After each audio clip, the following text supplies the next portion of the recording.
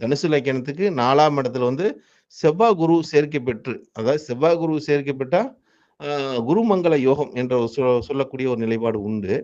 ஆனா, அந்த 4ஆம் இடங்கிறது கேந்திர ஆதிபத்திய தோஷத்தை குடுக்குது அப்படிங்கிற ஒரு தன்மையை இந்த ஜாதகத்துக்கு நமக்கு காட்டுது.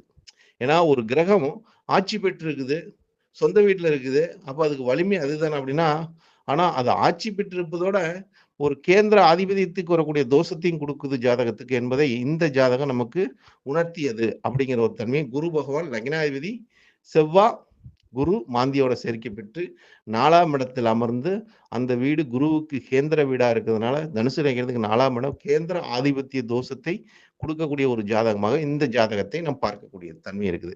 அப்ப 4ஆம் இடங்கிறது நமக்கு ஒரு சொத்து சுகத்தை குறிக்கக்கூடிய வலிமையான இடம். வண்டி வாகனத்த குடுக்கக்கூடிய இடமும் அதுதான்.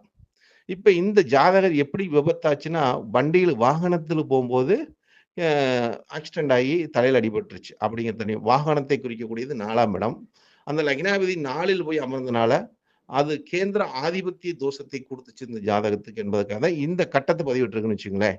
ஏன்னா நம்ப ஒரு தலைப்பு வரும்போது, அந்த தலைப்புக்கு உண்டான ஒரு விஷயத்தை சொன்னா தானே புரியும். அப்படிங்கிறதுக்காக தான். அப்ப சரி இதுக்கு வாகனத்தில் போம்போது விபத்தை ஏற்பட்டுச்சு அப்படிங்கிற நிலைப்பாட்டை நாம் சொல்லுகிறோம். அப்ப இது இந்த ஆதிபத்திய தோஷம் இங்க நடந்துச்சு அப்படிங்கிற ஒரு தன்மை காட்டுது. அடுத்தது பாருங்க, சனி பகவான் 7ல் போய் அமர்ந்துட்டார். 7ஆம் இடம் என்பது என்ன அப்படின்னா, 7ஆம் இடம் இந்த தனுசு லக்கினத்துக்கு அதாவது தனுசு உபயம் லக்கினம், 7ஆம் இடமும் உபயம். இந்த உபயத்துக்கு 7ஆம் இடம் பாதகம். அதாவது மிதுனங்கிறது பாதகம். கொடும் பாதகத்தை ஏற்படுத்தக்கூடிய தன்மை. அந்த கொடும் பாதகத்தில் போய் சனி பகவான் இருந்து திசைய நடத்துறார். யாரோட சேர்ந்து? சுக்கிரனோட சேர்ந்து. சுக்கிரன் 6 11 ஆனா அந்த வீட்டுக்கு அதிபதியா வரக்கூடிய சுக்கிரன், புதன் ஆ புதனும் சுக்கிரனும் பரிவர்த்தனை. ஆனா அது புதன் வந்து 6க்கு வந்துட்டாரு. புதன் யாரோட சேர்ந்திருக்காரு? சூரியனோட சேர்க்கை பெற்று, அடுத்ததாக கேதுவோட சேர்க்கை பெற்று, 3 கிரகம் சேர்க்கை பெற்று 6ஆம் இடத்துல இருக்குது. அப்ப சுக்கிரனும், புதனும் பரிவர்த்தனை வேற. பாதகாதிபதியும், ரோகாதிபதியும் பரிவர்த்தனை. அப்படிதான் நம்ம எடுத்தாகணும். பாதகாதிபதியும், ரோகாதிபதியும் பரிவர்த்தனை அப்படிங்கிற ஒரு தன்மை. அங்க மாரகாதிபதியோட தசா. எப்படி மாரகாதிபதியோட தசை அப்படின்னு பார்க்கும்போது, சனி 2க்கு அதிபதியா வரக்கூடியார். 2ஆம் அதிபதி ஒரு மாரகத்த குடுக்கக்கூடிய திசம் பாதகத்தில் போய் உட்கார்ந்து திசையை நடத்துது.